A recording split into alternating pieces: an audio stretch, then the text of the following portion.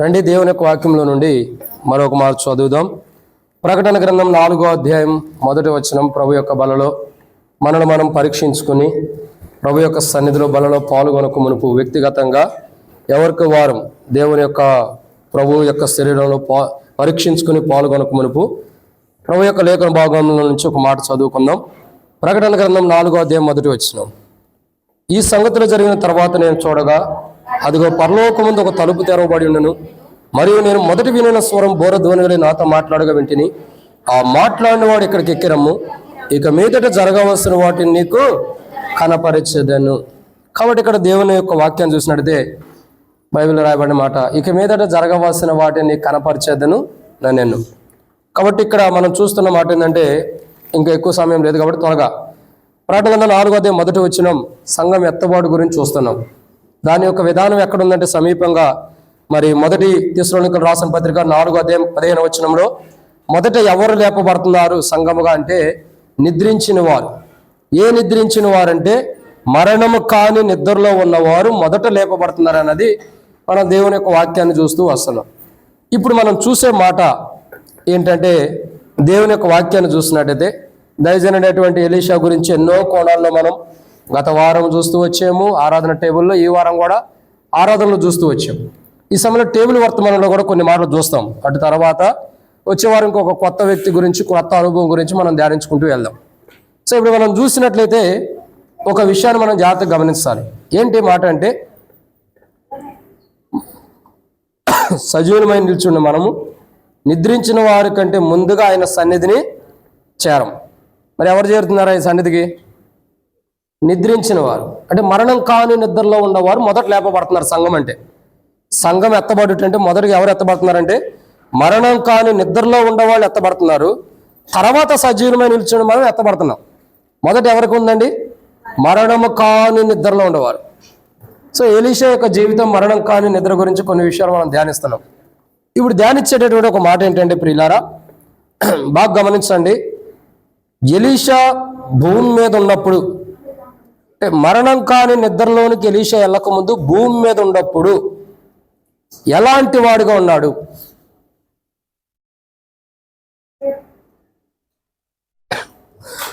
రాసుకున్నారా?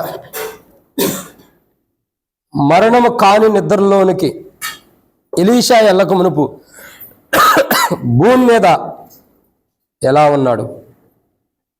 ఎలాంటి జీవితంతో ఈ భూమి మీద ఉన్నాడంటే కొన్ని విషయాలు మనం ధ్యానించవచ్చు. ప్రభు సమయం ఇచ్చిన కొలది త్వరగా ముగిద్దాం. చిన్న ప్రార్థన చేసుకుందాం. ప్రార్థన. మమ్మల్ని మిక్కిలికి ఎక్కువగా ప్రేమించిన ప్రియ పరలోకపు తండ్రి, పరిశుద్ధుడు అయిన దేవా, మీకు స్తోత్రములు. మీరు ఇచ్చిన కృపకై మీకు వందనాలు తండ్రి. సమయంలో కొన్ని మాటలు వాక్యం ధ్యానించబోతున్న సాయం చేయండి. దాసుడు కన్ను యజమానుడి వైపు చూస్తున్నట్లు, దాసుడు కన్ను యజమానుల వైపు చూస్తున్నట్లు మా కళ్ళు మీ వైపు వీక్షిస్తున్న సహాయం గురించి మహిమ పొందండి. నీ ప్రజల పక్షాన్ని నీకున్న దయచొప్పున దయతో జ్ఞాపకం చేసుకునండి. ఈరోజు ఈ వర్తమానం ఎంతో దీవించండి ప్రభా. శత్రువు సిగ్గు మీకు మహిమ తెచ్చుకోమని ప్రార్థన చేస్తూ, నేను భౌతికంగా బలహీనైనప్పటికీ మీ యొక్క శక్తి చేత, బలం చేత కాక మీ ఆత్మ చేతనే కార్యాలు చేసే దేవుడు కాబట్టి దేవా, మానవుడు బలం, మానవుల శక్తి నిష్ప్రయోజకమైనది, మీ ఆత్మే గొప్పది కాబట్టి మీ ఆత్మ ద్వారా ఈరోజు పరిచర్య అంతా దీవించి శత్రు సిగ్గు మీకు మహిమ తెచ్చుకుని మాతో మాట్లాడి అక్కడ తీర్చమని, ఈరోజు పరిచర్య ద్వారా మాకును మీరు ఏం నేర్పించాలనుకున్నారో, మీరేం బయలుపరచాలనుకున్నారో మీ చిత్తం బయలుపరిచి మహిమ పొంది మాతో మాట్లాడి అక్కడ తీర్చండి. మేము బల్లో పాల్గొనేది ఎంతో దీవెనకరంగా, ఆశీర్వాదకరంగా, శత్రు సిగ్గుకరంగా, మీకు మహిమకరంగా ఉండేలాగా సహాయం చేసి మాతో మాట్లాడి అక్కడ తీర్చండి. వంట దగ్గర వర్క్ చేస్తున్న బిడ్డలను కూడా దీవించి వాక్య పెరుగులో వారి జీవితాలు ఎంతో సమకూర్చబడినట్టు సహాయం చేయమని యేసు ప్రభు నామని శ్వాసంతో ప్రార్థిస్తున్నాం తండ్రి. ఆమేన్. కాబట్టి దేవుని యొక్క వాక్యాన్ని చూసినట్టయితే ప్రియులారా, బైబిల్లో కొన్ని విషయాలు మనం చూడొచ్చు. అతి తక్కువ సమయంలోనే దేవుడు సమయం ఇచ్చిన కొలది ముగిద్దాం. రండి, దేవుని యొక్క వాక్యాన్ని చూసినట్టయితే ఒక మాట ఉంది.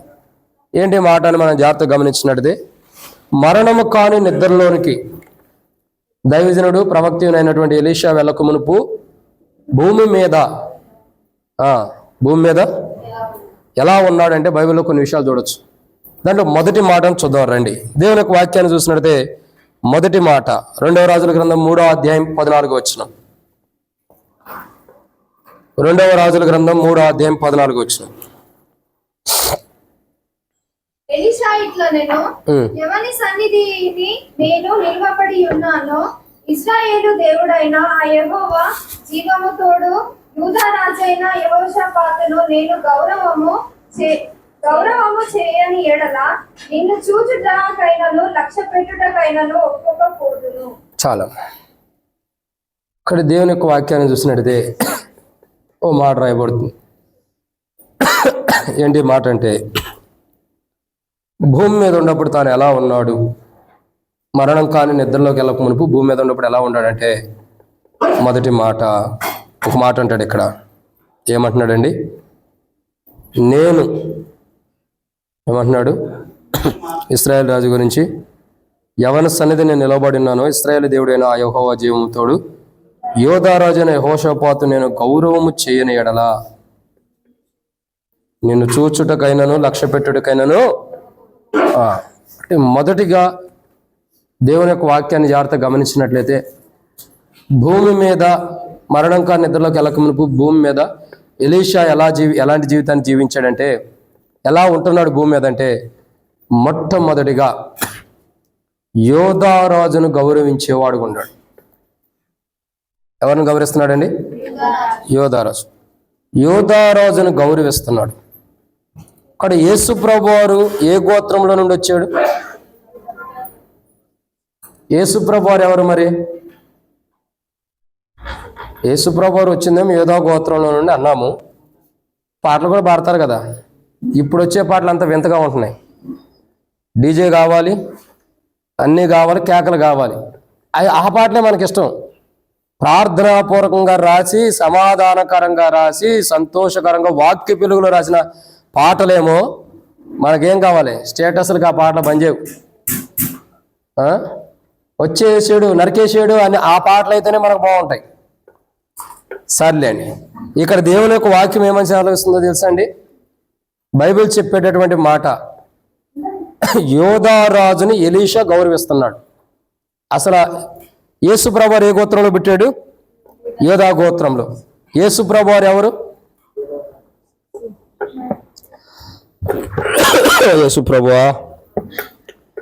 యేసు ప్రభువారు ఎవరంటే, పిలాతు రాపిస్తాడు. మనం అంత జ్ఞానం లేని వారమని తెలిసి ఆయనే రాపించాడు. ఏమని రాపించాడు? ఆ శిలువ మీద ప్రధాన యాజకులు, శాస్త్రులు, పరిచయులు వచ్చి అడుగుతున్నారు, నువ్వెందుకు అలా రాపించావు?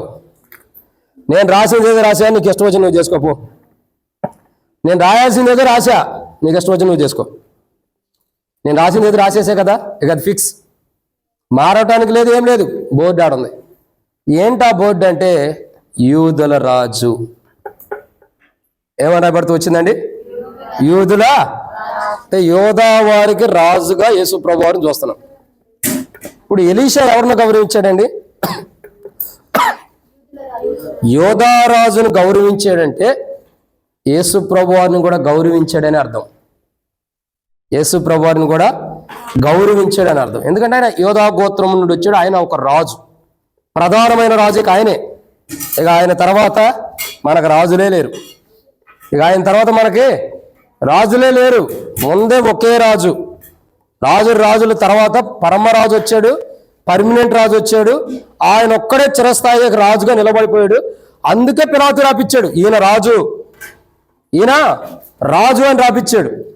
రాపియడానికి ఒక కారణం ఉంది. ఇక ఆయన తర్వాత రాజులు లేరు. ఇక ఆయన తర్వాత అంత గొప్ప రాజులు కానీ ఆయనకు తర్వాత ఇక రారు. కాబట్టి ఈయన గొప్ప రాజు అని రాపిచ్చాడు. ఇక్కడ ప్రాముఖ్యమైన మాట ఏంటంటే, గౌరవిస్తున్న విధానం గొప్పది. ఏం చేస్తున్నారండి? గౌరవిస్తున్నారు. ఈరోజు మన క్రైస్తవ జీవితంలో, మన విశ్వాస యాత్ర జీవితంలో దైవజనుడు, ప్రవక్త అయినటువంటి ఎలీషా భూమి మీద ఉన్నప్పుడు తన జీవితం ఎలా ఉందంటే, ఎలా ఉంది? యోధారాజును గౌరవిస్తున్నాడు. నేను యోధారాజును గౌరవించాను కాబట్టి ఇశ్రాయేల్ రాజును కూడా గౌరవిస్తున్నాను అంటున్నాడు. అంటే ఇక్కడ దేవుని యొక్క వాక్యాన్ని చూసినట్లయితే యోధారాజును గౌరవించే విధానం అన్నది ఎవరిలో ఉంది? ఎలీషాలో ఉంది.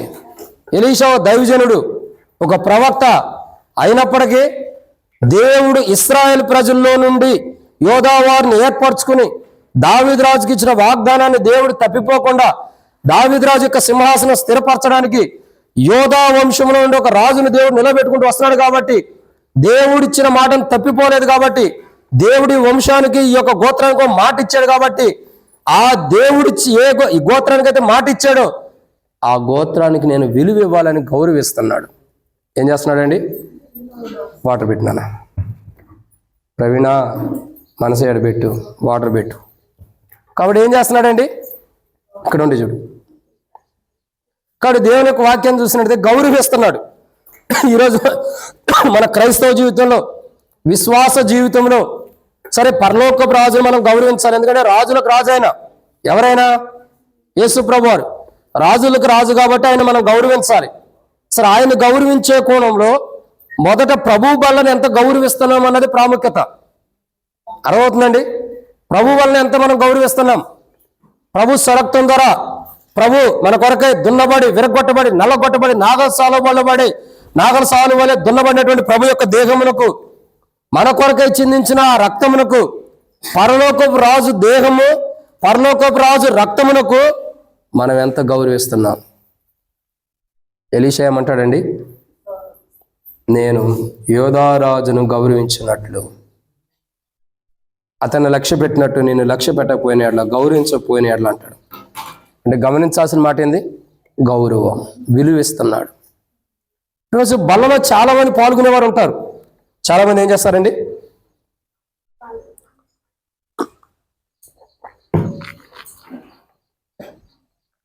బల్లలో పాల్గొనేవాడు చాలా మంది ఉంటారు.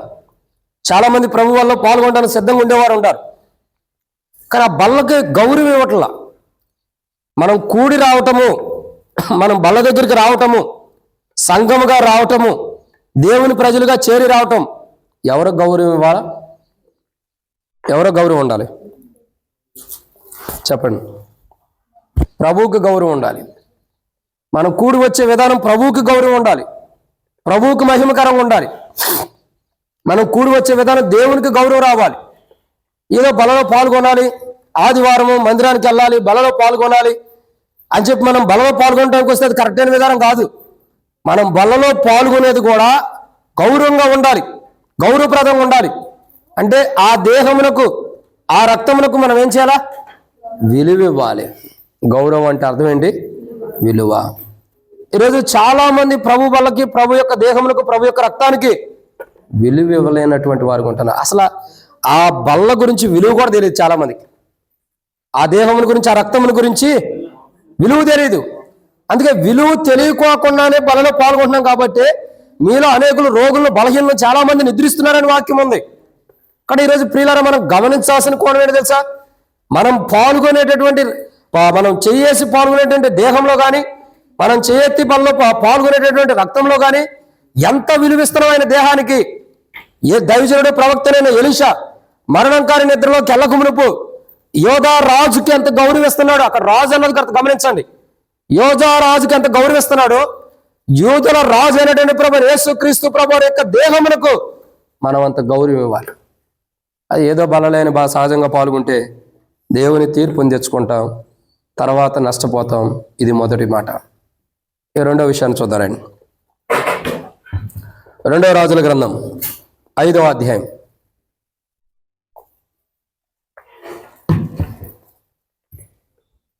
2వ రాజుల గ్రంథం 5వ అధ్యాయం 10వ వచనం. ఎలీషా, నీవు యోర్దాను నదికి పోయి 7 మారులు స్నానము చెయ్యము, నీ ఒళ్ళు మరలా బాగా నీవు శుద్ధుడవగుదువని అతనికి ఒక దూతను పంపెను. చాలమ్మా. కానీ రెండో కోణాన్ని మనం చూస్తున్నాం. ఏంటి రెండో మాట? మరణం కాని నిద్రలోకి వెళ్ళక మునుపు దైవజనుడును ప్రవక్త అయినటువంటి ఎలీషా భూమి మీద ఏం చేశాడండి? భూమి మీద అక్కడ రాసుకున్న మాట ఏంటి చూడండి. ఎలా ఉన్నాడు? అర్థమవుతుందండి? నాకు మతిమరుపు ఉంది, రాను రాను ఎక్కువైపోయింది. కాబట్టి దాన్ని తగ్గించుకోవడానికి మీరు చెప్పండి, నాకు గుర్తుండేది. కాబట్టి మరణం కాని నిద్రలోనికి ఎలీషా వెళ్ళక మునుపు, దైవజనుడు ప్రవక్త అయినటువంటి ఎలీషా వెళ్ళక మునుపు భూమి మీద ఎలా ఉన్నాడంటే, మొదటిగా రాజుని, అంటే యోధారాజుని, పరలోకపు రాజుని గౌరవించేవాడుగా ఉన్నాడు. ఈరోజు బలలో పాల్గొన్నామంటే మనం దేవునికి గౌరవించి, ఆ దేహానికి గౌరవించి బలలో పాల్గొనాలి. అగౌరవంగా పాల్గొంటే అవమానమే. ఇది మొదటిది. ఇది రెండో కోణాన్ని మనం చూసినట్లయితే రెండో రాజుల గ్రంథం 5వ అధ్యాయం 10వ వచనంలో ఇక్కడ ఒక మాట ఉంది. తను ఎలా జీవించాడంటే భూమి మీద ఏమంటున్నాడండి? నీవు యోర్దాను నదికి పోయి 7 మార్లు స్నానము చేయు. అంటే అర్థం ఏంటి?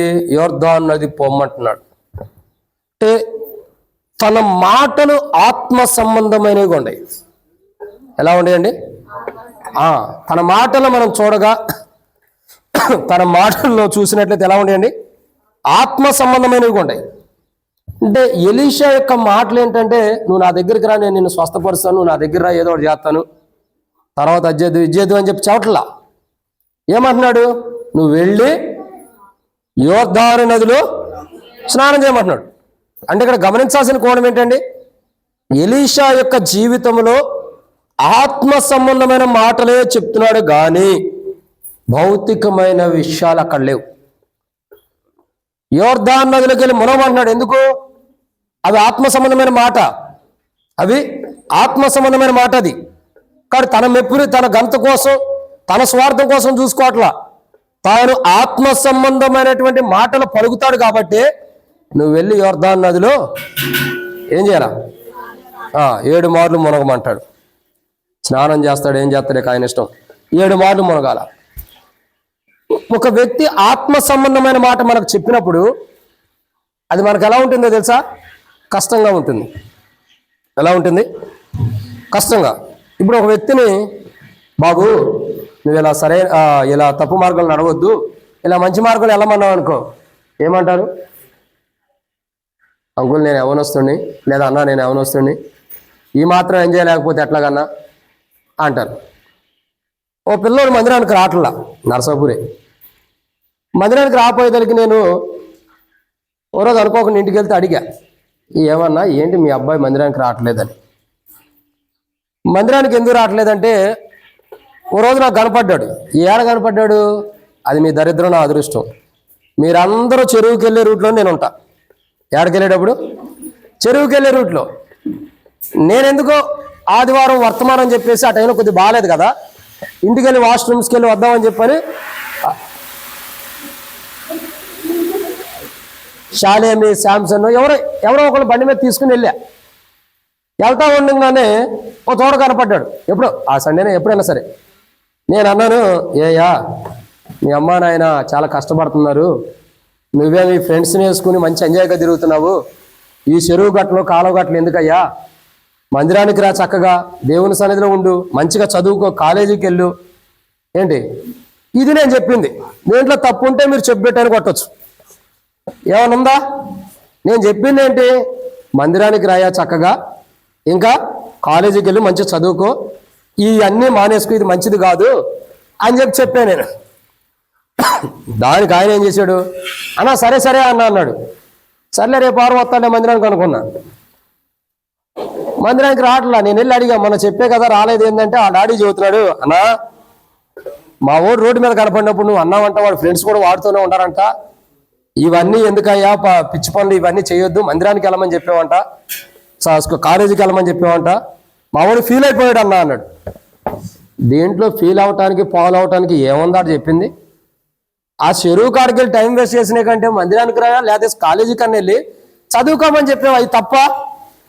ఒరే నువ్వు చెడిపోరా, 10 మంది స్నేహితులను తెచ్చుకోరా, సినిమాలకు వెళ్ళరా, టీవీలు చూడరా, ఇంకేం చేయాలి? నరసాపూర్ ఫారెస్ట్లోకి వెళ్ళి ముందు తాగు, లేదంటే ఆ యొక్క ఏమంటారు నరసాపూర్ చెరువులో చేపలు పట్టరని నేను చెప్పానా? అది చెబితే మంచోడు. చెప్పిందేంటి? నువ్వు మందిరానికి రా, నువ్వు కాలేజీకి వెళ్ళి మంచిగా చదువుకో, ఈ టైం వేస్ట్ వల్ల ఆపేమన్నాం. అది తప్ప? ఎప్పుడైనా గుర్తుపెట్టుకోండి, ఒక ఆత్మ సంబంధమైన మాట ఒక ఆత్మీయుడు మనతో చెప్పినప్పుడే మన కోపం వచ్చింది. అవసరమైతే మందిరం కూడా మానేస్తాం. ఏం చేస్తామండి? మందిరం కూడా మానేస్తాం. మందిరానికి రావడానికి కూడా ఇష్టపడం. ఒక ఆత్మీయుడు ఒక మాట చెప్పాడంటే అది నీ మేలు కొరకే, అది నీ మేలు కొరకే. ఇక్కడ నయమాన్ ఏం చేస్తున్నాడు? ఎలీషా వచ్చాయా 7 మార్లు నదిలో మునగమంటే ఏమన్నాడు? మొహం చిన్నబొచ్చుకొని ఇంకా దగ్గర తీసి చేయి పెట్టి నూనె పెట్టి ఇంకేం చేసి ప్రార్థన చేస్తాడు, ఏమైనా చేస్తాడు అనుకుంటే ఫోన్లు అన్నీ స్విచ్ ఆఫ్ పడండి. లేకపోతే ఆ సంపుది ఏం చేశారంటే అది కూడా ఓపెన్ చేసి ఉంది. పైన మూత దాంట్లో అన్న పడేయండి. కాబట్టి ఏం జరుగుతూ వచ్చింది? నయమాంతో ఏమన్నాడు? వెళ్ళి 7 మార్లు మొలమన్నాడు తప్ప. ఈయనేమంటాడు? మాకు అక్కడ లేవా నదులు? మాకు ఎన్ని నదులు లేవు, ఎన్ని నదుల్లో కూడా మేము వెళ్ళాం. ఈ యోర్దాను నదిలో నీళ్ళే మునిగితేనే స్వస్థత వచ్చిద్దా? ఇంకెక్కడా లేవా మాకు? ఇదేనా ఆయన చేసేది? ఏదో దగ్గరికి వస్తే దగ్గర తీసి అయ్యా నా బాగాలేదంటే ముట్టో స్వస్థపరచో ఏదో ఒకటి రాసి నాకుండా బలమైన పోగొడతాడు అనుకుంటే యోర్దాను నదిలో మునగమంటాడేంటి? యోర్దాను నదిలో మునగమంటాడేంటి అని చెప్పని మొహం మార్చుకుని వెళ్తుంటే ఎవరో ఇవి ప్రవీణ్ లాంటి వాడు లేకపోతే అభి లాంటి వాళ్ళు ఎదురయ్యాయా, ఆ దైవజనుడు నువ్వు ఈ పని చేస్తే నీకు మేలు జరిగిద్దంటే దాన ధర్మాలు చేయవా, లేదా ఇంకో పని చేయవా? చెప్పింది ఏంటి? నీళ్ళలో మునగమన్నాడు. తప్పే అవును చెప్పాడా నీకు? నీ డబ్బులు అడగలా, నీ ఆస్తి అడగలా, నిన్ను ఏం అడగలేదు. నీళ్ళలో మునగమంటే నీకేం వచ్చింది? మునిగితే పోయేది కదా. ఇప్పుడు ఆత్మీయుడు మాట చెప్పినప్పుడు అర్థం కాల, పక్కనోడు వచ్చి గుచ్చినప్పుడు అర్థమైంది. ఇప్పుడేం చేశాడు? వెళ్ళి 7 మార్లు మునిగాడు, మంచి ఆరోగ్యవంతుడిగా అయ్యాడు. ఒక్కొక్కసారి మన జీవితాలు ఎలా ఉంటాయంటే ఒక ఆత్మ సంబంధమైన మాట, అది క్షమించండి, దేవుని వాక్యం ద్వారా అయినా, లేఖన భాగాల ద్వారా అయినా, దైవ సేవకుల ద్వారా అయినా, దైవజనం ద్వారా అయినా దేవుడు మనతో మాట్లాడినప్పుడు ఆ మాటలు మనకు నచ్చవు. ఆ మాటలు మనకి నచ్చవు. అవి కొద్దిగా కష్టంగా ఉంటాయి, అవి కొద్దిగా బాధకరంగా ఉంటాయి. కానీ అవే కరెక్ట్. ఒక ఆత్మీయుడు చెప్పే మాట దేని కొరకు చెబుతాడు? మన ఆత్మ సంబంధం జీవితం కొరకు చెబుతాడు. ఒక ఆత్మీయుడు ఒక మాట దేని కొరకు చెబుతాడంటే మన ఆత్మ సంబంధం ఉండాలని. ఈరోజు చాలా మంది ముఖాన్ని చిన్నపుచ్చుకుని బలలో పాల్గొనకుండా వెళ్ళేవాళ్ళు ఉంటారు, దేవుని మీద దూరం ఉండేవాళ్ళు ఉంటారు, వచ్చేవారు రాకుండా ఆగిపోయేవాళ్ళు కూడా ఉంటారు. పని ఉండి ఆగిపోతాం కాదని ఇట చెప్పాడని. ప్రియులారా గుర్తుపెట్టుకో, భూమి మీద మరణం కాని నిద్రలోకి ఎలీషా వెళ్ళక మునుపు దైవజనుడు ప్రవక్తనైన ఎలీషా భూమి మీద ఎలాంటి జీవితంతో ఉంటాడండి? ఆత్మ సంబంధమైన మాటలతో ఉన్నాడు. భౌతికమైన మాటలు, లోకానుసరమైన మాటలు, లోకపు మెప్పును కోరుకున్నవాడు కాదు. నేను చెప్పే మాటలో మెప్పు రావాలని కోరుకున్నవాడు కాదు, ఆత్మ సంబంధమైన మాటలు కలిగినవాడు. అందుకే ఎలీషా మరణం కాని నిద్రలో ఉండ ఆయన సమాధిలో చనిపోయిన వాడిని పెడితే తిరిగి లేచాడు. అమ్మటే ఏం చేశాడండి? తిరిగి లేచాడు. అదే ధన్యత. కానీ ఇక్కడ రెండో కోణం ఏంటంటే, ఒకటి సీట్ ఎక్కడ ఉందాక, ఒకటి మరణం కాని నిద్రలోకి వెళ్ళక మునుపు భూమి మీద దైవజనుడు ప్రవక్తనైన ఎలీషా ఎలా ఉన్నాడంటే, ఒకటి యోధారాజుకి గౌరవిస్తున్నాడు, పరలోకపు రాజు గౌరవించిన అనుభవం ఉంది. 2 ఆత్మ సంబంధమైన మాటలు కలిగిన వాడుకుంటాడు, ఆత్మ సంబంధమైన మాటలు పలికే వాడుకుంటాడు. ఈరోజు బలలో పాల్గొంటున్నామే మనమందరం. ఇంటికాడ కుటుంబంలో కానీ, బయట పనిచేసిన కాడ కానీ, జాబ్ చేయ కానీ, ఏదన్నా సరే డ్యూటీ, మన మాటలు ఎలా ఉండే ఒక్కసారి ప్రశ్నించుకోండి. ఎన్నిసార్లు? ఒక్కసారి మన మాటలు పరీక్షించుకోనండి. దైవజనుడు ప్రవక్తనైన ఎలీషా మాటలు ఆత్మ సంబంధమైనవి ఉంటాయి. ఈ వారం అంతట్లో మనం ఎలాంటి మాటలు మాట్లాడాం, ఎలాంటి మాటలతో మాట్లాడుకుంటూ వచ్చాం. తన నోటిని తన మనసును అదుపులో పెట్టుకోలేని వారు ప్రాకారం లేని పురమ లాంటి వారు. అవునా కదా? చెప్పు రానక్క. మాటలు ఇంపార్టెంట్. భర్త తాగొస్తాడు, ఆయనకి రక్షణ లేదు, 10 మాటలు తిడతాడు. మనకు రక్షణ ఉంది కాబట్టి ఇంకో 10 మాటలు ఎక్స్ట్రా వేసి తిడతాం మనం.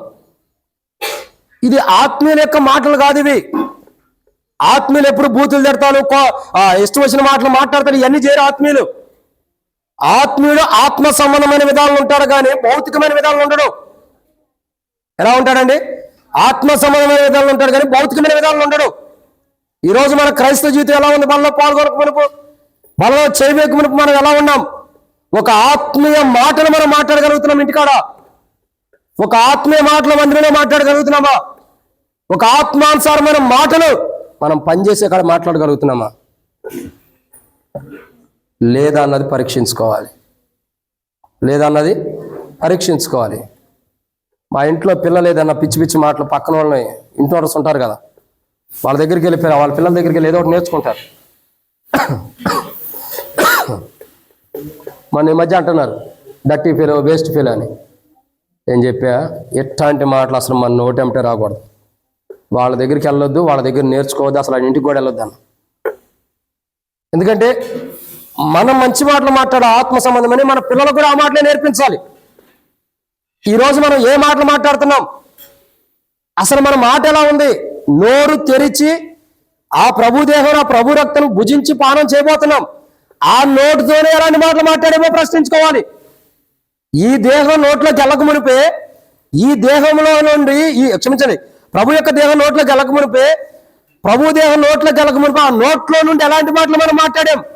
మాట్లాడాల్సిన మాటలన్నీ మాట్లాడి మళ్ళా ఈరోజు ఆదివారం రోజు బల దగ్గరికి వచ్చి, ప్రభా నేను పాపిని, వారం అంతా తప్పు మాటలు మాట్లాడా, క్షమించు ప్రభా అని బలలో పాల్గొంటాం. సరే, ఈ వారం కాబట్టి దేవుడు క్షమించాడు, కనికరించాడు. మరి వచ్చే వారం ఏం చేస్తా? వచ్చే వారం ఈ పాయింట్ చెప్పడు కదా. అందుకని ఈ పనులు మాటలు మాట్లాడినా సరి చేసుకోలేం, మాటలు మాట్లాడినా సరి చేసుకోలేం. ఇది కరెక్ట్ కాదు. బైబిల్ చదువుతున్నటువంటి మాట ఏంటంటే ప్రియులారా, ఖచ్చితంగా మన మాటలు జాగ్రత్తగా ఉండాలి, మన ప్రవర్తన జాగ్రత్తగా ఉండాలి.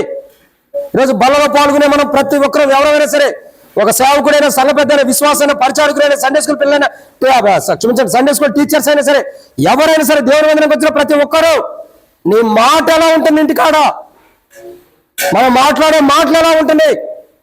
బలలో పాల్గొనబోతున్నాం, ఈ నోటితోనే ఆ మాటలు మాట్లాడుతున్నాం, ఈ నోటితోనే ఆ బలను భుజిస్తున్నప్పుడు దేవుని తీర్పులోకి రాబోతున్నాం. ఒకరోజు ఎక్కడికి రాబోతున్నాం అండి? నువ్వైనా నేనైనా ఎవరైనా సరే వస్తాం. అక్కడ ఇప్పుడు ఏం చేయాలి? మనం సరి చేసుకోవాలి. మన మాటలు చాలా జాగ్రత్తగా ఉండాలి. ఇది ఎన్నో మాట? 2. 3వ విషయం చూద్దానండి. 2వ రాజుల గ్రంథం 5వ అధ్యాయం 10వ వచనం. ఎలీషా, నీవు యోర్దాను నదికి పోయి 7 మారులు స్నానము చెయ్యము, ఒళ్ళు మరలా బాగై నీవు శుద్ధుడు వగుదువని అతనితో చెప్పుటకు. చాలమ్మా, క్షమించండి. కాబట్టి ఇక్కడ 3వ కోణం ఏంటంటే, ఆయన ఆలోచనలు ఆత్మ సంబంధం అనేవి. ఎవరేండి ఆయన ఆలోచనలు? ఎవరయ్యి? మన ఎలీషానే కాదు, బైబిల్లో ఉండే ఎలీషానే.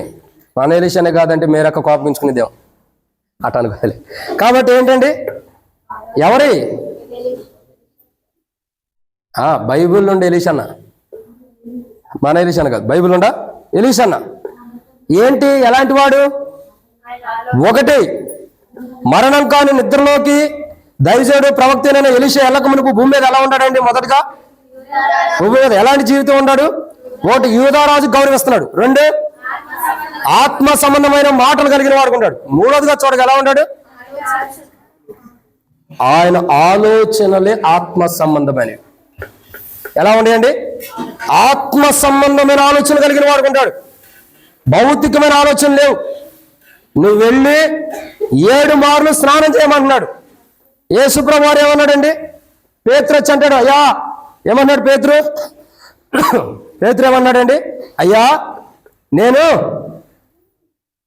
అభి బైబిల్ లేదా మీకు? లేదా వాడికి? కాబట్టి ఏమన్నాడండి ఎలీషా?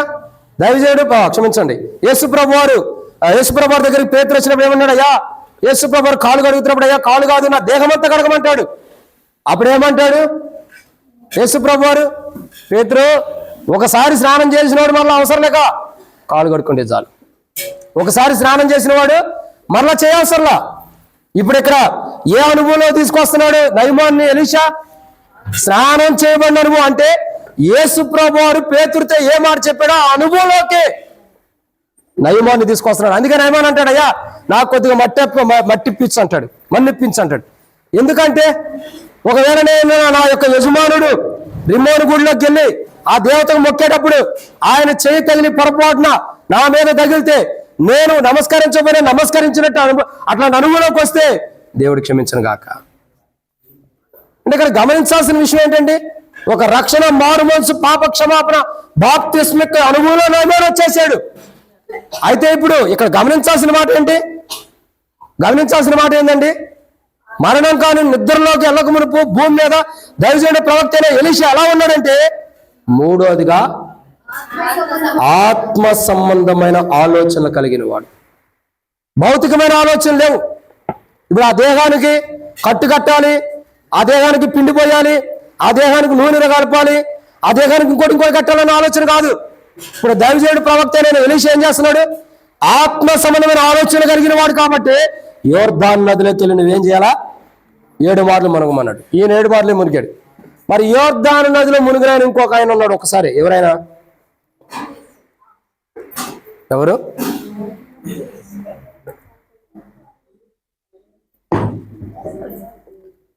ఎవరు మునిగారండి? ఎవరు? బాప్తిస్మం ఇచ్చే యోహాను మునిగాడా? ఎవరమ్మా మాట చెప్పింది? బాప్తిస్మం ఇచ్చే యోహానే అందరిని ముంచుతుంటే ఆయన మునిగాడా? యేసు ప్రభువారు. ఎవరు? మత్తయి సువార్త 3వ అధ్యాయం 13వ వచనంలో, ఆ సమయమున యోహాను చేత బాప్తిస్మం పొందుటకు యేసు గలిలయ నుండి యోర్దాను దగ్గరనున్న అతని యొద్దకు వచ్చాను. ఎక్కడికొచ్చాడు? యోర్దాను నది. అంటే యోర్దాను నది అంటే ఎలాంటిది? ఒక అక్క ఉంది హైదరాబాద్లో, చాలా గొప్ప ఆమె, పేరు చెప్పకూడదు, మీకు కూడా కొంతమంది తెలుసు. ఆ అక్కగారు ఏం చేసిందంటే, నేను బాప్తిస్మం తీసుకుందనుకున్నా చాలా సంవత్సరాలు, 2011 నుంచి చూస్తా వచ్చి అక్కని బాప్తిస్మం తీసుకుందనుకున్నా. ఆ మధ్యకాల సమయంలో ఒక రోజు స్టేటస్లో పెట్టింది, నేను యోర్దాను నదిలో బాప్తిస్మం తీసుకున్నాను. ఎక్కడ? యోర్దాను నదిలో వెళ్ళిందిలే. యోర్దాను నది వెళ్ళి బాప్తిస్మం తీసుకుంది అక్కడికి, యోర్దాను నది దగ్గరికి వెళ్ళి. నాకు ఏం అర్థం కాల. 2011 నుండి 2016 వరకు మేము మందిరానికి వచ్చింది, బల్ల దగ్గర పాల్గొంటుందో లేదో గుర్తులేదు, కానీ బల్లలో పాల్గొంటుందా లేదా, లేదా బాప్తిస్మం తీసుకుందా లేదో నాకు డౌట్.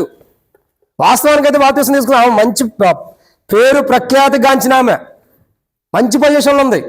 కొరియన్ అంకుల్ కూడా ఆమె యొక్క గృహానికి కానీ ఆమె ఊరికి కానీ వెళ్ళాలంటే పిలిస్తే కంపల్సరీ వెళ్తాడు. అంత ఆప్యాయత కలిగిన ఆమె. స్టేటస్లో చూస్తే ఒక్కోసారి మనం ఆడే దొరికిపోతాం, స్టేటస్లోనే దొరికిపోతాం ఒకసారి. అర్థమైందండి? ఏమైంది? యోర్దాను నదిలో బాప్తిస్మం తీసుకో. ఎందుకు తీసుకున్నావా కానీ తర్వాత అడిగితే యేసు ప్రభువు ఆడ తీసుకున్నాడు, నేను ఆడ తీసుకున్నాను. ఈ నర్సాపూర్లో తీసుకున్న వాళ్ళందరూ, హెబ్రోన్లో తీసుకున్న వాళ్ళందరూ ఏమైపోతారు మరి? పరలోకానికి వెళ్ళరా? అంటే ఆలోచన చూడండి ఎట్టుందో. నేను అన్నాను, అక్క సామెతలు చాలా ఉన్నాయి, ఎంత తోమినా నలుపు నలిపే కానీ, నలుపు ఎప్పుడు నలుపుగానే ఉండేది అక్క, తెలుపులోకి రాదు. నువ్వు బట్టలు సోపేసి రిన్ను సోపేస్తుడు, వాడు యూట్యూబ్లో యాడ్లు చూడలేక చచ్చిపోతున్నావు. వాక్యానికి మొంగటే మొండి మరక ఫిష్ ఏముండదు, అంతా ఉత్తిదే. ఉతుకుతుంటే ఎట్టుండే చూడండి మురికేసి. సరే ఆడు ఎట్ట కూడా చచ్చిపోయారు, మనకి ఎందుకు వాళ్ళ సంగతి. ఎంత రుద్దిన ఉపయోగం లేదు. నువ్వు అమెరికాకి వెళ్ళి బాప్తిస్మం తీసుకో, మనసు మారిపోతే ఏడకెళ్తే మనకి ఆకాశాన్ని భూమి మధ్యలో తీసుకో, ఓ సముద్రం కట్టించుకుని ఉపయోగం ఏముంది? ఆత్మ మారకపోతే నువ్వు ఎక్కడికి వెళ్ళినా ఉపయోగం లేదు. నేను అనుకున్న మనసులో, ఆమె డైలీ నాకు గిఫ్ట్ ఇస్తూ ఉండేది. అప్పుడు నాకు మ్యారేజ్ కాల, ఎంతో కొంత గిఫ్ట్ ఇస్తూ ఉండేది. నేను ఆంధ్రలో సేవ చేస్తున్నప్పుడు కూడా చాలా సహకరించేది.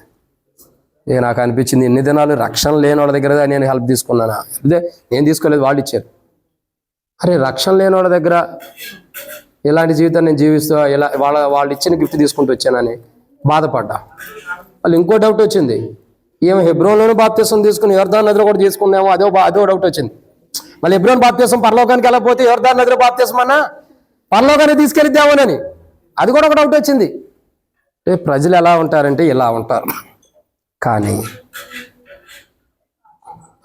దైవజనుడైనటువంటి ఎలీషా యొక్క ఆలోచనలు ఆత్మ సంబంధమైనవి. మొదటి భవిష్యత్తు నెరిగిన వాడు. అందుకే ఏం చేశాడు? యోర్దాను నదికి 7 మార్లు మునగమంటున్నాడు. అది ఆత్మ సంబంధమైన మాట, ఆత్మ సంబంధమైన ఆలోచన. అది ఆలోచన చాలా విలువైనది. ఈరోజు ఎందుకు ఇంతవరకు చెప్పాల్సి వచ్చిందంటే, మనం ఎంతవరకు ఆత్మ సంబంధమైన ఆలోచనలు కలిగి ఉండాం. బలలో పాల్గొంటున్నాం కదా, మనం ఎంతవరకు ఆత్మ సంబంధమైన ఆలోచనలు ఉంటున్నాం. అసలు మనం ఆత్మీయులమా కాదన్నది కూడా ఒకసారి పరీక్షించుకుందాం. మన మాటలు ఆత్మ సంబంధమైనవి ఉండాలి. ఆత్మ సంబంధమైన రాజును మనం గౌరవించాలి. మన ఆలోచనలు ఆత్మ సంబంధమైనవి ఉండాలి బలలో పాల్గొనాలంటే. మరణం కాని నిద్రలోకి వెళ్ళక మునుపు దైవజనుడు ప్రవక్త అయినటువంటి ఎలీషా ఎలా ఉన్నాడు? ఆత్మ సంబంధమైన ఆలోచన కలిగిన వాడుగా ఉన్నాడు. భౌతికమైన ఆలోచన లేవు. ఏం తిందామా, ఏం తాగుదామా, అది ప్రభు అన్నాడు. ఏనాడు దానాడే. సొలొమోను ఏమంటాడండి? దేవా ఏనాడు దానాడే ఇవ్వు, ఎక్కువైన ఎడల యెహోవా ఎవడని దూషిస్తానేమో, తిడతానేమో, తక్కువైన ఎడల నేను దొంగలించి దొంగలవుతానేమో. ఏనాడు దానాడు. ఏం కావాలా? ఏనాడు దానాడే అంటే అర్థం ఏంటండి? ఆత్మ సంబంధమైన ఆలోచనలు వేరుగుంటాయి. ఆత్మ సంబంధమైన ఆలోచనలు వేరుగుంటాయి అంటే ఏనాడు దానాడు అంటే ఏనాడు ప్రభు వస్తాడో తెలీదు, ఎప్పుడు సంఘం ఎత్తబడాలో తెలీదు, ఎప్పుడు సంఘం ప్రభు దగ్గరికి వెళ్ళిద్దో తెలీదు, ఎప్పుడు సంఘానికి కడబోర శబ్దం మురోగి ఆ శబ్దం ఏర్పడిద్దో తెలీదు. అందుకేం చేయాలా? ఏనాడు దానాడే సిద్ధపరచుకుని సిద్ధంగా ఉండాలి. కానీ కొందరు అలా ఉండరు, భౌతికమైన వాటి కొరకు సిద్ధపడతారు. బైబిల్ చెబుతున్న మాట, మరణం కాని నిద్రలోకి వెళ్ళక మునుపు దైవజనుడు ప్రవక్త అయిన ఎలీషా భూమి మీద ఎలా ఉన్నాడంటే, భూమి మీద ఎలా జీవించాడు, ఎలా ఉన్నాడు? మూడోదిగా ఆత్మ సంబంధమైన ఆత్మ సంబంధమైన ఈరోజు మన ప్రశ్న ఏంటో తెలుసా? మనం ఆత్మ సంబంధమైన ఆలోచన కలిగి ఉన్నామా? అసలు మన ఆలోచనలు ఎలా ఉన్నాయి? ఆమె రావటమే లేటు, కాలు మీద కాలు వేసుకుని పడుకుంది మందిరంలో. మనం వాళ్ళ కదిలేయటం. టైం ఉందిలే అమ్మా, మీకు కూడా దేవుడు ఇస్తాడు, అప్పుడు ఆ టైం మీరు ఆడుకునేది ఉంది. ఇప్పుడు మనం ఏ ఆలోచనతో మందిరానికి వచ్చాం బలలో పాల్గొనటానికి? అసలు మన ఆలోచన ఎలా ఉంది? మనం ఎలాంటి ఆలోచనతో బలలో పాల్గొనబోతున్నాం? ఎలాంటి ఆలోచనతో బలం చేయబోతున్నాం? మన ఆలోచన ఇంపార్టెంట్. మన ఆలోచనలు చాలా చాలా యథార్థమైనవిగా, చాలా దేవునికి మహిమకరంగా ఉండాలి. అవి ఆత్మ సంబంధమైనవిగా ఉండాలా? ఆత్మ సంబంధమైనగా ఉండాలి. చూడండి, పేతురు యోహాను దేవాలయానికి ఎక్కిపోతున్నప్పుడు ఏమన్నారు? ఒక భిక్షగాడు అడుక్కుంటూ వస్తాడయ్యా, నా కొద్దిగా ఏమన్నా ఉంటే ఏమన్నంటే పేతురు యోహాను ఏమంటారు? మా దగ్గర వెండి బంగారం లేవు, కానీ నజరేయుడైన యేసుక్రీస్తు నామం పేరిట లేచి నడుమును గాక. నీకున్న బలహీనత ఏదైతుందో, అనారోగ్యం ఏదైతుందో, లోపం ఏదైతుందో, ఏ బలహీనతను బాధపడుతున్నావు, ఏ బలహీనతను మందిరానికి వచ్చావో, ఆ బలహీనత నీకు పోవును గాక అనటంతోనే ఏం చేశాడండి? ఆ దేవాలయం దగ్గర భిక్షం ఎత్తుకుంటున్న వాడు లేచి ఎగ్గున నుంచుని ఏం చేస్తున్నాడు? పేతురు యోహానులతో పాటు వెళ్తున్నాడు దేవాలయంలోకి. అందరికీ కలవరమే. వీడెవడు? వీడు అక్కడ దేవాలయం ముందర అడుక్కుంటున్నవాడు కదా. వీడు ఎట్లా వచ్చాడు దేవుని మందిరంలోకి? ఎలా వస్తున్నాడు? వీళ్ళతో ఎలా వస్తున్నాడండి? మా దగ్గర వెండి బంగారాలు లేవు. అవే ఆత్మ సంబంధమైన ఆలోచనలు అంటే. వెండి బంగారాలు నువ్వు అడుగుతా, నీకు కావాల్సింది ఏంటి? ఏమనుంటే భిక్షమేమన్నావు, డబ్బులు కానీ ఇంకేదైనా అన్నమో రొట్టె ఏదో ఒకటి నువ్వు అడుగుతున్నావు. అంతకంటే విలువైనవి కూడా వెండి బంగారాలు కూడా మా దగ్గర లేవు అంటే ఆత్మ సంబంధమైన ఆలోచన చూడండి. మా దగ్గర ఉందో ఒకటే, అది నజరేయుడైన యేసుక్రీస్తు నామం. ఆ నామం నేను నీకు ఆజ్ఞాపిస్తున్నా, లేచినాడు. లేచి నడు. నీకున్న బలహీనత, నీకున్న అనారోగ్యం, నీకున్న లోపం ప్రభువైన యేసుక్రీస్తు నజరేయుడైన యేసుక్రీస్తు నామం పేర నువ్వు స్వస్థత కలుగును గాక అనగానే దిగ్ధ లేచి నడుస్తున్నాడు. ఎందుకు?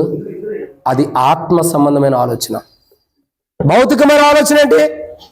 ఏమన్నా మీ దగ్గర దొరికితే తినటానికి రొట్టెలు కానీ, ఇంకా రొట్టెలు కానీ, ఆహారం కానీ ఉంటే పెట్టండి అని ఆ భిక్షగాడు అడుగుతున్నాడు. అది భౌతికమైన ఆలోచనలు, ఆత్మ సంబంధమైన గావు.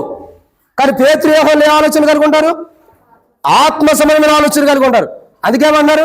మా దగ్గర వెండి బంగారం లేవు, నజరేయుడైన యేసుక్రీస్తు నామమున లేచినాడు. వాడు నడుస్తున్నాడు. కారణం ఏంటి? ఆత్మ సంబంధమైన ఆలోచనలు కలిగి ఉండాలి. ఎలీషా మరణం కాని నిద్రలోకి వెళ్ళక మునుపు దైవజనుడు ప్రవక్త అయిన ఎలీషా భూమి మీద ఎలా జీవించాడంటే ఆత్మ సంబంధమైన ఆలోచనలతో. ఏ ఆలోచనలు అండి? ఆత్మ సంబంధమైన ఆలోచన. భౌతికమైన ఆలోచన లేవు. భౌతికమైన ఆలోచన మీద మనసు పెడతల్లా, భౌతికమైన ఆలోచన మీద దృష్టి లేదు. ఆత్మ సంబంధమైన ఆలోచన మీదే ఎవరుండారు? ఎలీషా ఉన్నాడు. మీకు ఒక చిన్న మాట చెప్పమంటారా? ఎలీషా గురించి ఎందుకు ధ్యానిస్తున్నాం అనేది ఒక అర్థం మీకు అర్థం కావట్లేదు. ప్రభు రాకడికి ఎలీషాకి సంబంధం ఏందన్న చెప్పమంటారా? ఈ 5వ అధ్యాయంలో 6వ అధ్యాయం తర్వాత మీరు ఇంటికి వెళ్ళిన తర్వాత చూడండి, 8వ అధ్యాయం మొదటి వచ్చిన కాడి నుంచి చదివితే, సంఘం ఎత్తబడిన తర్వాత మీరు అర్థం చేసుకోండి. సంఘం ఎత్తబడిన తర్వాత భూమి మీద క్షమించండి, సంఘం ఎత్తబడిన తర్వాత 7 ఏండ్లు సంఘానికి ఏముందండి? మర్చిపోయారా? పోయిన వారమే చెప్పింది, పెండ్లి విందు ఉంది. విడవబడిన వాళ్ళకి భూమి మీద 7 ఏండ్లు శ్రమకాలం. అదేంటి? తీర్పు, కరువు కాలం రావచ్చు ఏదైనా. ఎలీషా కూడా సంఘం ఎత్తబడిన తర్వాత భూమి మీద జరగబోయేదాన్ని దైవజనుడు ప్రవక్త అయిన ఎలీషా మొదట గ్రహించి లిఖించిన మాటలు కొన్ని ఉన్నాయి. 8వ అధ్యాయంలో మొదటి 2 వచనాల్లో ఏమనంటారు చదువుతాను, చూడండి. యెహోవా ఒకనాడు ఎలీషా తాను బ్రతికించిన బిడ్డ అయిన తల్లి అయిన ఆమెను పిలిచి, యెహోవా క్షామకాలం రప్పింపబోతున్నాడు. చూడండి, ఎన్ని సంవత్సరాలు? 7 సంవత్సరాల దేశంలో క్షామము. ఎన్ని సంవత్సరాలు అండి? 7 సంవత్సరాలు ఏం జరగబోతుంది? క్షామం. అంటే 7 సంవత్సరాలు కరువు, 7 సంవత్సరాల భూమి మీద శ్రమల కాలం ఆరంభించబడబోతుంది. మరి సంఘం ఏమైంది అప్పుడు? 7 సంవత్సరాలు ప్రేమ విందులో ఉంటుంది. ఆ దైవజనుడి యొక్క జీవితంలో సంఘం ఎత్తబడిన తర్వాత కూడా ఏం జరగబోతుందో కూడా బైబిల్లో ఉన్నాయి కొన్ని విషయాలు ఆధారాలుగా. కాబట్టి ప్రియులారా, ఒకరోజు మనం ఎత్తబడే సంఘంగా ఉండబోతున్నాం. అయితే మనం ఎలా ఉండాలంటే దైవజనుడి ప్రవక్త అయినటువంటి ఎలీషాలాగా మరణం కాని నిద్రలో కలక మునుపు జీవించాలి. 1, ఎలా ఉన్నాడు? ఆత్మ సంబంధమైన వాడికి ఉండి ఆత్మ సంబంధమైన రాజును గౌరవిస్తున్నాడు. 2, ఆత్మ సంబంధమైన మాటలు కలిగిన వాడు. 3, ఆత్మ సంబంధమైన ఆలోచనలు కలిగిన వాడు. అంటే ఆయన ఆలోచనలన్నీ ఇప్పుడు ఎప్పుడు విడిచిపెడతాడా ఈ సేవకుడు? ఎప్పుడు విడిచిపెడతాడా? చెప్పు ఆంధ్రేనా? గాలం పట్టుకోవాలా, చేపలకు వెళ్ళాలి, పెట్టకు కూడా దొరకడం వదిలిపెడితే. మందిరం కాడ పని ఉంది, మట్టి వేయాలి, ఎట్టేయాలంటే అది దొరకడం. జ్యోతి అక్కని అడిగితే యాడుండాడన్నా వెళ్ళిపోయాడు. నిజంగా వేట అంటే అంత ఇష్టం కదన్నా, అందుకే నీకు ఆంధ్రే అన్న అని పేరు పెట్టారు. అంటే చాలా ఇష్టం. ఇక్కడ గమనించాల్సిందంటే మన ఆలోచనలు ఆత్మ సంబంధమైనవి ఉండాలి. పేతురు ఏమన్నాడు? పేతురు, నువ్వు చేపలు పట్టేవాడివి, ఇప్పటి నుండి నువ్వు మనుషులు బట్టి జారులుగా నేను చేస్తాను, నువ్వు నన్ను వెంబడించమన్నాడు. పేతురు ఏమన్నాడు? అయ్యా, నేను చేపలే పట్టుకుంటాను ప్రభా, సమయం ఇచ్చినప్పుడు నీ యొక్క మనుషులను కూడా పడతా, నన్ను మొట్టికి చేపలను వదిలిపెట్టి రమ్మనొద్దయ్యా అన్నాడా? ఎమ్మటే సమస్తాన్ని విడిచిపెట్టి ప్రభుని వెంబడించాడు. అది ఆత్మ సంబంధమైన ఆలోచన కలిగిన వాడికి ఉండే. పేతురు కూడా ఒకనొక సందర్భంలో మళ్ళా భూ సంబంధమైన వాటి మీద మనసు పెట్టి యేసు ప్రభు వారు సిలువ వేయబడిన తర్వాత ఆయన ఆరోహణం అయిన తర్వాత చేపలు పట్టడానికి వెళ్ళాడు. క్షమించండి, ఆయన ఆరోహణం కాకమునుపు చేపలు పట్టడానికి వెళ్ళాడు. యేసు ప్రభు వారు సిలువ వేసిన తర్వాత తాను జడ్డానికి పోతే ఆ వనాన్నంతా జరగొట్టింది. ఏం చేశాడు? నేను వెళ్తున్నా చేపలు పడతాను, నాతో పాటు మీరు కూడా రండి అన్నాడు. వీళ్ళు కూడా వెళ్ళారు. చేపలకు వలేశారు. ఒక చేప వాళ్ళ రేతురాల్లా. అప్పుడు అన్నాడు వచ్చి ఆయన, కుడివైపున వేయండి వాళ్ళ అన్నాడు. 150 చేపల పైన వల పిగిలిపోయాన్ని చేపలు, గట్టి చేపలు పట్టి. ఇక చూశాడు, ప్రభువుకి సమీపంగా ఉన్న వ్యక్తి అన్నాడు. ఆయన ప్రభు సుమి అనగానే దిగంబరుడిగా ఉండి ఆయన సముద్రంలో దూకాడు. ఓ పేతురా, సప్తావేమో సముద్రంలో దూకితే బయటికి రాయ్యా అని చెప్పని మళ్ళీ బయటికి తీసి చేపలు అవి వండి పెట్టి చక్కగా తినండి అని చెప్పి పెట్టాడు. ఇక్కడ విషయం ఏంటి తెలుసా? ఒక ఆత్మ సంబంధమైన వ్యక్తి ఆత్మ సంబంధమైన ఆలోచన మీదే మనసు ఉండిద్ది, భౌతికమైన వాటి మీద అలా. అదే పేతురు తప్పిపోయాడు. తన ఆత్మ సంబంధమైన ఆలోచనలో తాను ఉండాలని, తన ఆత్మ సంబంధమైన ఆలోచన గురించి లూకా సువార్త 22వ అధ్యాయం 31-32 వచనాల్లో ప్రభు అన్నాడు. ఏమన్నాడు తెలుసా? పేతురు, సాతాను నిన్ను గోధుమ గింజల నిన్ను జలించడం సిద్ధంగా ఉంది. నేను నీ కొరకు వేడుకుంటుని, నీ మనసు తిరిగిన తర్వాత నీ సహోదరులను స్థిరపరచమండి. అంటే అర్థం, నీ మనసు తిరిగిన తర్వాత, నీ మనసు ఆత్మ సంబంధమైనది ఉన్న తర్వాత నీవు నీ సహోదరుని ఆత్మ సంబంధమైన వారిగా స్థిరపరచు. పేతురు భౌతికమైన చేపలు పడటానికి వెళ్ళాడు, అప్పుడు లేదు. తిరిగి ప్రభు మాట్లాడిన తర్వాత వెనక్కి వచ్చాడు.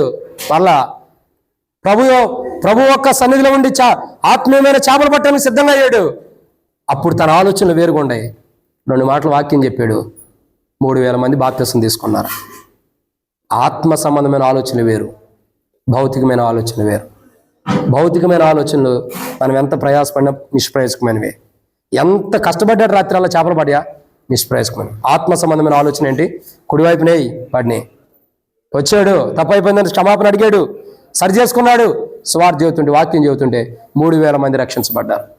పేతురు అక్కడే అంటాడు, అపోస్తుల బోధ యందు సావాసం అందు రొట్టె విరచటందు ఎడతెగక మీరు ప్రార్థన యందు ఉండండి అంటాడు. ఆ అపోస్తుల బోధ 7 దినాల్లో మనకి ఇక్కడ ఆరంభించబడింది. ప్రియులారా, ఎందుకు ఈ మాట అంటే ఆత్మ సంబంధమైన ఆలోచనల అవసరం. ఇది ఎన్నో మాట? 3.